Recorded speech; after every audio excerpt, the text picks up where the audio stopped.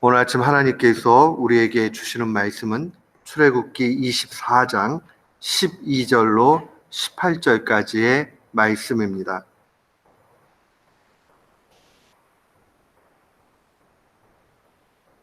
출애굽기 24장 12절로 마지막 18절까지 우리 같은 마음으로 함께 봉독토록 합니다.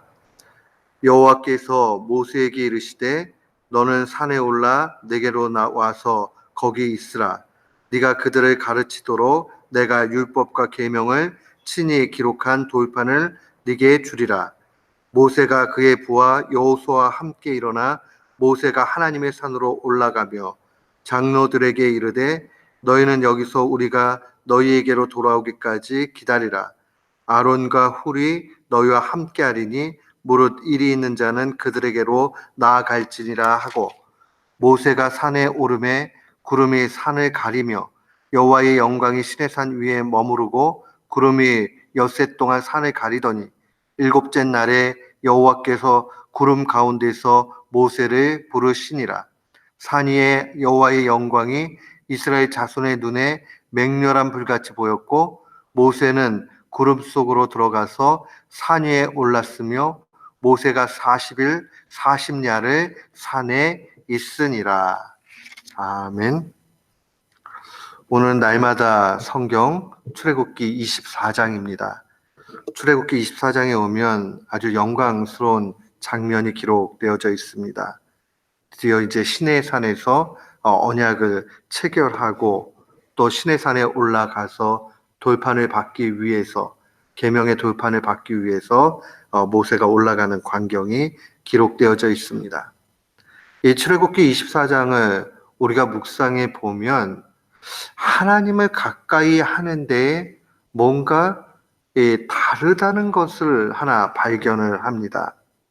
이스라엘 전 공동체가 정말 하나님의 역사하심에 대해서 하나도 빠짐없이 다 같이 보고 그 현장에 있었습니다.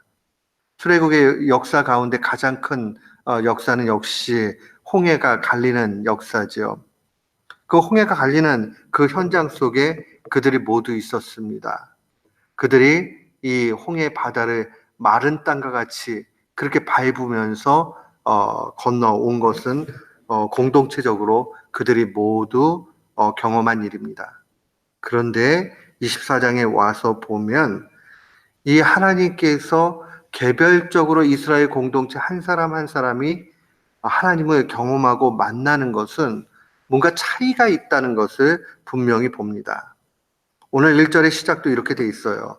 또 모세에게 이르시되 너는 아론과 나답과 아비후와 이스라엘 장로 70인을 함께 여호와께로 올라와 멀리서 경배하라 라고 얘기하고, 2절에는 너 모세만 여호와께 가까이 나오라 라고 그렇게 합니다. 심지어 하반절에 보면 백성은 너와 함께 올라오지 말라 라고 그렇게 말씀해 주십니다.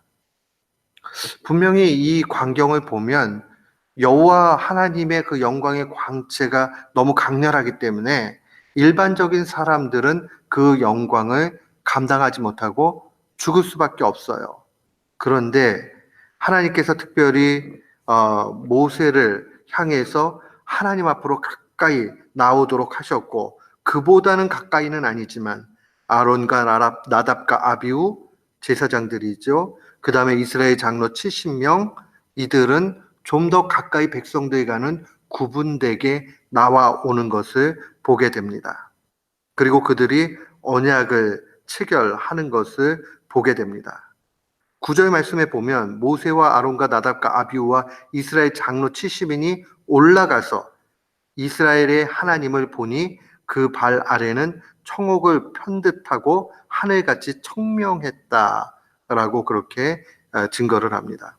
그때 하나님이 이스라엘 자손의 존귀한 자들에게 손을 대지 아니하였고, 원래는 하나님의 영광을 보면 다 죽을 수밖에 없잖아요. 근데 죽지 아니하고 그들은 하나님을 뵙고 먹고 마셨다. 정말 영광스러운 광채의 그 광경을 볼 수 있습니다. 사랑하는 성도 여러분, 우리가 신앙생활을 모두 다 같이 하지만 그 신앙생활을 해가는 데 있어서 하나님을 친밀히 경험하는 것은 사람들마다 다르다 하는 것을 분명히 볼 수 있습니다. 이러한 광경을 우리는 신약에서도 분명히 보게 됩니다. 예수님께서 변화산상에 가실 때에 그 특별한 제자들을 데리고 올라가시는 것을 보게 됩니다. 또 겟세마네 동산에 가실 때에 또 특별히 선택된 제자들이 더 가까이 오는 것을 보게 됩니다. 제가 언더 다닐 때에 그 내용들을 이렇게 보는데 박윤선 목사님이 쓰신 주석을 보니까 박윤선 목사님이 제자라고 다 똑같은 것이 아니고 주님을 더 가까이 나아가는 제자들이 있다 하는 그러한 내용들을 기록한 거 본 적이 있습니다. 그때는 그것이 피부에 많이 와닿지 않았어요. 예수님 뭐 이렇게 차별을 하나? 뭐 이런 생각도 들었고요. 근데 시간이 지나면서 깨닫게 된 것이 우리가 구원이라는 큰 그러한 역사의 경험들과 믿음을 다 가질 수 있지만 일생을 살아가면서 어떤 이들은 하나님을 더 가까이 모시게 되고 또 어떤 이들은 좀 더 거리를 띄어진 상태에서 지내게 된다는 사실을 알게 됐습니다. 나답과 아비후, 아론, 70인 장로 이분들은 백성들보다는 더 앞으로 나갔지요. 그러나 모세만큼 가까이 나가지 못한 것을 보게 됩니다. 그리고 오늘 12절 이후에 나와 있는 내용들을 보면 13절 말씀에 모세가 그의 부하 여호수아와 함께 일어나 모세가 하나님 산으로 올라갑니다. 또 14절에는 장로들에게 여기 우리가 너희에게 돌아오기까지 기다리라. 또 아론과 훌에게 일이 있는 사람은 나오라 라고 대체하는 그 사람들을 두고 갑니다. 그리고 15절에 보면 모세가 산에 오를 때에 구름이 산을 가렸다. 이런 표현들은 언제나 여호와의 영광이 아주 강렬하기 때문에 직접 보지 않을 수 있도록 그 구름이 가려지는 것을 묘사합니다. 그런 의미에서 보면 이 모세가 얼마나 가까이 하나님의 임하심, 임재죠. 그 임재 앞으로 나아가는가 하는 것을 보게 됩니다. 그러면서 18절에 보니까 모세는 구름 속으로 들어가서 산 위에 올랐으며 모세가 40일 40야를 산에 있게 되었다라고 증거합니다. 특별한 경험이죠. 모세만이 할 수 있는 특별한 경험이죠. 하나님과 대면하는 경험입니다. 하나님은 어쩌면 모세뿐만이 아니라 우리와 더불어서 이렇게 가까이 나아가기를 원하고 가까이 교제하기를 원하십니다. 신약으로 오게 되면 우리가 믿음 가운데서 성령 통해서 얼마든지 하나님을 가까이 할 수 있습니다. 우리가 어떻게 하면 우리의 삶 가운데서 주님을 가까이 하며 살 수 있겠습니까? 두 가지 길을 꼭 기억을 하십시오. 먼저는 하나님 앞에 깊은 교제 가운데 기도하는 것입니다.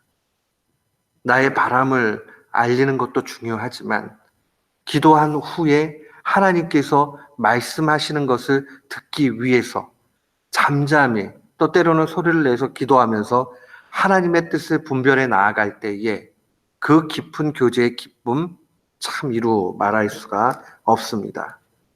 두 번째는 우리가 말씀을 묵상하면서 묵상하는 걸로 끝나는 것이 아니라 내 삶에 적용해 나가는 겁니다.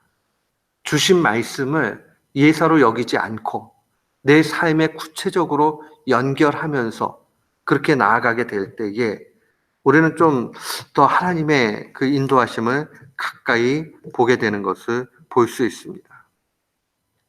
12절 말씀에 보면 여호와께서 모세에게 이르시되 너는 산에 올라 내게로 와서 거기 있으라. 내가 그들을 가르치도록 내가 율법과 계명을 친히 기록한 돌판을 준다라고 말씀하십니다. 율법과 계명을 기록한 돌판을 주시는 이유는 가르치기 위해서죠. 결국 신앙은 훈련과 경험과 배움이 분명히 필요합니다. 이 일들을 구체적으로 내 삶에 적용해 나아가면서 열매로 나아가는 겁니다. 그렇게 경험하며 사는 것입니다. 자기 삶에 적용하는 것. 이것이 필요합니다. 우리가 날마다 성경 운동을 하는 이유도 바로 거기에 있습니다. 우리의 지식을 늘리는 것이 아니라 하나님의 그 임재하심, 함께하심, 임하심, 현존이라고도 종종 얘기합니다. 눈앞에 나타나시는 그 하나님을 직접적으로 경험하는 겁니다. 오늘날 이 말씀을 통해서 우리가 이러한 경험을 하게 된다 하는 것을 놓치지 말아야 되겠습니다. 오늘 이 말씀을 마음에 간직하면서 모든 제자들이 주님과 더 가까이 갔던 것은 아닙니다. 일부의 제자들이 더 가까이 갔습니다. 우리가 그 일부의 제자가 된다면 더 복되지 않을까라는 생각을 합니다. 복되죠. 그러기 위해서 필요한 것은 하나님 앞에 기도하는 것과 더불어서 말씀을 실제적으로 적용하는 것입니다. 오늘 이 말씀을 마음에 간직하고 날마다 주님을 경험하는 귀한 교우들 되시기를 주님의 이름으로 축원합니다. 아멘.